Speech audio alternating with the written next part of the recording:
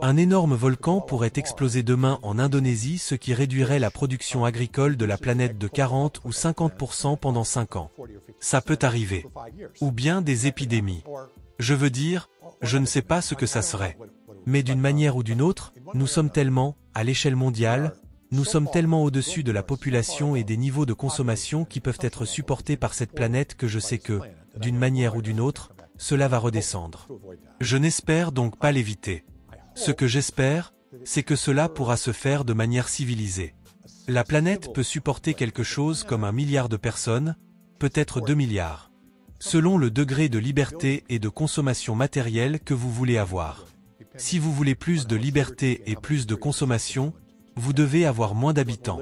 Et inversement, avec plus d'habitants, avec même 8 ou 9 milliards, possiblement, si nous avions une dictature très forte, qui soit intelligente. Mais nous voulons la liberté et un niveau de vie élevé. Nous allons donc avoir 1 milliard d'habitants et nous en sommes à 7. Nous devons donc redescendre. Honorables membres, mesdames et messieurs, en effet, si nous remontons à un peu plus de 50 ans, le Club de Rome et un groupe de chercheurs du MIT ont publié le rapport Les limites à la croissance. Ce rapport décrivait l'interaction entre la croissance démographique, l'économie et l'environnement. Il en arrivait à une conclusion drastique, arrêter la croissance économique et démographique, ou notre planète ne pourra pas supporter la charge. Le récent rapport du GIEC n'est qu'un dernier rappel de la nécessité de décarboner nos économies aussi rapidement que possible. Et c'est exactement pourquoi nous avons proposé notre pacte vert pour l'Europe. Construire une économie circulaire et propre du XXIe siècle est l'un des défis économiques les plus significatifs de notre époque. Le pacte vert pour l'Europe n'est pas seulement notre plan pour lutter contre le changement climatique et devenir le premier continent climatiquement neutre.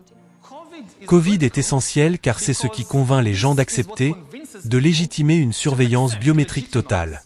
Si nous voulons arrêter cette épidémie, nous ne devons pas seulement surveiller les gens, nous devons surveiller ce qui se passe sous leur peau. Mais c'est exactement la même technologie qui peut déterminer ce que vous pensez du gouvernement. Vous savez, la colère est un phénomène biologique au même titre que la maladie. Il ne s'agit pas d'un phénomène spirituel. C'est un schéma biologique dans votre corps. Avec ce type de surveillance, je veux dire que vous regardez le grand président, le grand dirigeant faire un discours à la télévision. La télévision pourrait vous surveiller et savoir si vous êtes en colère ou non en analysant les signaux biologiques provenant de votre corps. Êtes-vous en colère à cause de ce que vous entendez? Êtes-vous effrayé? Vous ennuyez-vous? C'est le genre de pouvoir que Staline n'avait pas. Lorsque Staline prononçait un discours, tout le monde, bien sûr, applaudissait et souriait. Mais comment savoir ce qu'il pense vraiment de Staline? C'est très difficile. Un agent du KGB ne peut pas suivre tout le monde en permanence. Même si vous le faites, il ne fait qu'observer votre comportement extérieur. Il ne sait pas vraiment ce qui se passe dans votre esprit. Mais dans 10 ans, les futurs Stalines du XXIe siècle pourraient surveiller en permanence les esprits, les cerveaux de toute la population. Ils disposeront également de la puissance informatique nécessaire pour analyser tout cela. Plus besoin d'agents humains. Vous n'avez pas besoin d'analystes humains. Il suffit d'un grand nombre de capteurs et d'une IA qui les analyse. Et c'est tout. Vous avez le pire régime totalitaire de l'histoire. Et Covid est important. Parce que Covid légitime certaines étapes cruciales, même dans les pays démocratiques.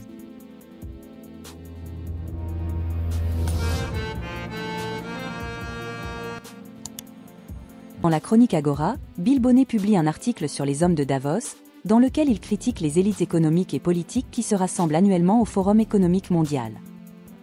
Voici un extrait de son article. Mieux vaut se préparer à leur confabulation annuelle pour rendre le monde meilleur. À Paris, le ciel est gris, mais l'humeur n'est pas à la morosité. Les gens sont de sortie. Cependant, tout le monde râle. En France comme aux États-Unis, les élites au pouvoir rendent la vie des gens plus dure. Un exemple parisien. Ils ont interdit les chauffages à l'extérieur, qui étaient omniprésents sur les terrasses des cafés. On pouvait s'asseoir dehors près du chauffage et apprécier la vie urbaine. Ce n'est plus possible. Dans le même temps, nous allons au-devant d'événements qui pourraient mal tourner. Le Forum économique mondial parle de polycrise. Nous préférons le terme « bazar » ou celui de « cluster » apparu pendant la pandémie, car il décrit mieux le désastre à venir. Charles Gave, dans son livre « La vérité vous rendra libre » consacre un chapitre aux hommes de Davos, où il partage une critique similaire à celle de Bill Bonnet. Gave, tout comme Bonnet, se montre sceptique envers les élites globales qui participent au Forum économique mondial, accusant ces individus de promouvoir une idéologie de globalisation qui efface l'importance des nations. Gave avance que ces élites considèrent les États-nations comme obsolètes et rêvent d'un futur où un gouvernement mondial serait dirigé par eux-mêmes, convaincus qu'ils sont les plus compétents et les plus éclairés. Il critique cette vision comme étant élitiste et déconnectée des réalités des populations, en soulignant les dangers d'un tel centralisme et l'arrogance de croire que quelques personnes, issues des sphères les plus privilégiées, pourraient mieux gérer le monde que les gouvernements nationaux. Cette perspective s'inscrit dans une critique plus large de la globalisation, où les décisions économiques et politiques sont prises à des niveaux supranationaux, souvent sans consultation ou consentement des peuples concernés. Gave, comme Bonnet, met en garde contre les risques de cette concentration de pouvoir et de la mise en œuvre de politiques qui ne tiennent pas compte des contextes locaux et des spécificités culturelles. En somme, Gave rejoint Bonnet dans une critique acerbe des hommes de Davos et de l'idéologie globaliste qu'ils représentent. Tous deux dénoncent une vision du monde centralisée et uniformisée, promue par une élite qui se considère comme supérieure et mieux à même de diriger les affaires globales, au détriment de la souveraineté nationale et des intérêts des populations locales. Leur critique est un appel à la vigilance contre l'arrogance et le potentiel détachement des élites vis-à-vis des réalités du monde. Par ailleurs, Charles Gave exprime aussi une vision alarmiste et critique des projets tels que l'euro numérique et certaines régulations européennes. Selon lui, ces initiatives sont des outils potentiels de surveillance et de contrôle qui pourraient restreindre les libertés individuelles sous couvert de biens collectifs. La déclaration de Yuval Noah Harari citée précédemment confirme cette vision en évoquant la possibilité d'une surveillance biométrique totale, légitimée par des crises telles que la pandémie de Covid-19, et qui pourrait analyser les émotions et les pensées des citoyens. Gave met en garde contre une tendance vers une morale collective dictée par l'État, qu'il considère comme une menace pour les libertés individuelles. Il craint que l'État ne puisse imposer des restrictions strictes au comportement des citoyens, par exemple, la consommation d'énergie ou de certains produits, au nom de l'écologie ou d'autres causes. Cette déclaration renforce l'idée que de telles technologies pourraient être utilisées pour contrôler non seulement les actions extérieures, mais aussi les pensées et les sentiments intérieurs des individus. Ce commentaire souligne la crainte de Gave d'une centralisation excessive du pouvoir et d'une possible dérive vers un contrôle autoritaire. Il appelle à la vigilance et à la préservation des libertés individuelles, insistant sur l'importance de maintenir une distinction entre la loi collective et la morale individuelle. Son discours peut être vu comme un appel à défendre les droits et les libertés face à ce qu'il perçoit comme des menaces potentielles, évoquant des exemples historiques pour souligner les dangers d'une telle concentration de pouvoir. Les propos de Charles Gave, notamment ses préoccupations concernant la surveillance, le contrôle social et la perte de libertés individuelles, nous offrent plusieurs leçons importantes qui peuvent influencer notre vie personnelle et professionnelle. 1. Vigilance et esprit critique.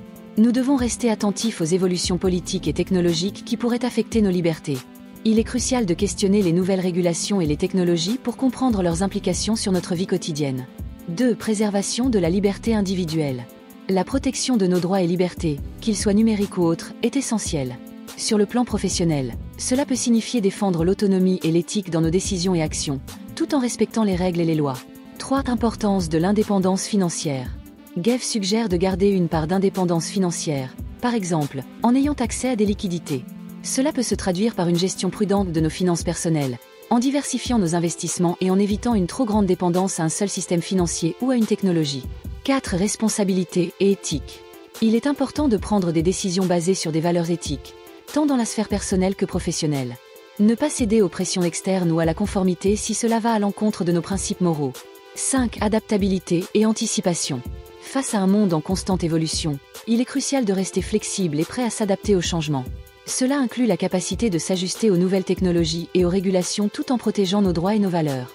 Partagez avec nous vos avis en commentaire. Dieu vous garde et à très bientôt.